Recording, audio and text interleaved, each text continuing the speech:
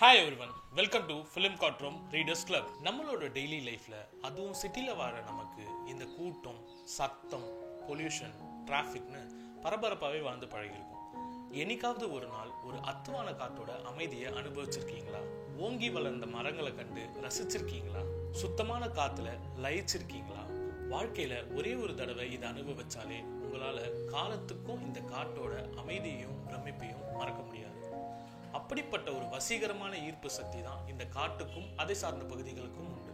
இப்படிப்பட்ட காட்டை கருப்பொருளா வச்சு எழுதப்பட்ட நாவல் தான் இந்த கானகன். ஆத்தர் லக்ஷ்மி சரவணகுமார். காடும் அதுல வாழ ஜீவராசிகளும் எப்பவுமே நமக்கு ஒரு ஆச்சரியம் தரக்கூடிய விஷயங்கள் தான். எவ்வளவு வயசான ஆளா இருந்தாலும் அவர் திடீர்னு ஒரு யானையை பார்த்தாருன்னா சின்ன குழந்தை மாதிரி எக்ஸைட்மெண்ட் ஆயிடுவாரு. சரி, நேர்ல யானையை பார்க்காதவங்களுக்கு சினிமா ஒரு எக்ஸாம்பிளா எடுத்துக்கலாம். கும்கி எ வைல்டு லவ் ஸ்டோரின்னு அந்த போஸ்டரை பார்க்கும்போதே அவ்வளோ ரெஃப்ரெஷ்மெண்ட்டாக இருக்கும்.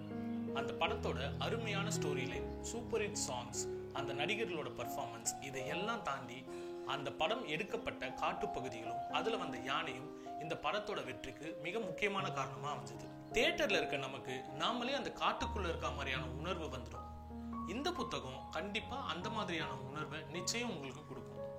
நீங்கள் இந்த புக்கை படிக்கும்போது நீங்களே ஒரு கேரக்டராக மாறி அந்த காட்டுக்குள்ளேயே சுத்தி திரியிற மாதிரியான உணர்வு நிச்சயம் உங்களுக்கு கிடைக்கும். கானகன்னு பேரு வச்சு புலிவேட்டையில தொடங்குற இந்த கதை ஏதோ ஒரு வேட்டைக்காரனை பத்தின கதைன்னு தான் நான் முதல்ல நினைச்சேன். ஆனா இது முற்றிலும் காடும் அதுல வாழற ஜீவராசிகளும் அதையே நம்பி வாழற மக்களும் அவங்களோட வாழ்வியலும் சொல்லி வேற ஒரு உலகத்துக்கே நம்மளை கூட்டிட்டு போயிடும். இந்த புத்தகத்துல முக்கியமான ஒரு வரி வருது. மனுஷனோட அகோர பசியும் பேராசையும் தான் உலகத்திலேயே மோசமான ஆயுதங்கள்னு. அது 100க்கு 100 உண்மை.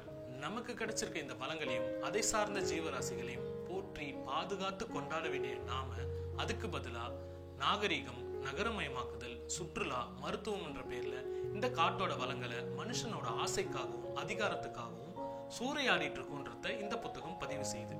இது ஒரு நாவலாகவே இருந்தாலும் ஒரு சூழலியல் புத்தகம் அளவிற்கு காட்டை பத்தியும் சுற்றுச்சூழலை பத்தியுமான படிப்பினையே நமக்கு தருது. இந்த கானகன் புத்தகத்தை பத்தி நம்ம பேசும்போது முக்கியமா லக்ஷ்மி சரவணகுமாரோட ரைட்டிங் ஸ்டைலை பத்தி நம்ம சொல்லியே ஆகணும். ஒவ்வொரு பக்கத்தையும் அவர் அவ்வளவு விறுவிறுப்பா எழுதியிருப்பாரு.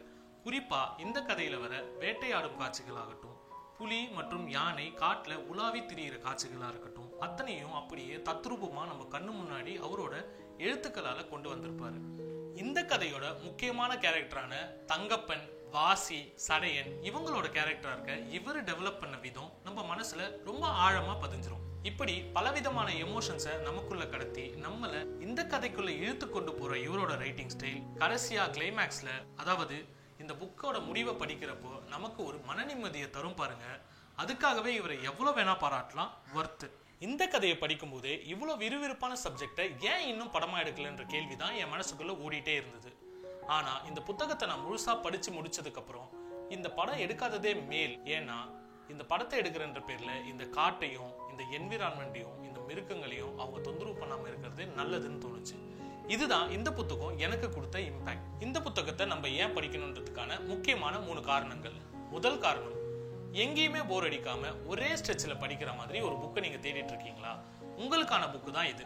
இரண்டாவது காரணம், காடும் அதை சார்ந்த வாழ்வியலும் அதுக்கு பின்னாடி இருக்க அரசியல் பற்றியும் நீங்க தெரிஞ்சுக்கலாம். மூன்றாவது காரணம், ஒரு இன்ட்ரெஸ்டிங்கான மூவியோ இல்ல சீரியஸோ நீங்க தேடிட்டு இருக்கீங்கன்னா ஒரு சேஞ்சுக்கு இந்த புத்தகத்தை நீங்க படிச்சீங்கன்னா உங்க மைண்ட்ல ஓடுற கிரியேட்டிவ் விஷுவல்ஸ் உங்களுக்கு ஒரு ஹார்ட்ஃபெல் எக்ஸ்பீரியன்ஸை கண்டிப்பா கொடுக்கும். இந்த கானகன் புத்தகத்தை நீங்க சென்னையில நடக்கிற புக் ஃபேர்ல வாங்கணும்னா 0 டிகிரி பப்ளிஷர்ல தேடி பாருங்க. Stall number 598C.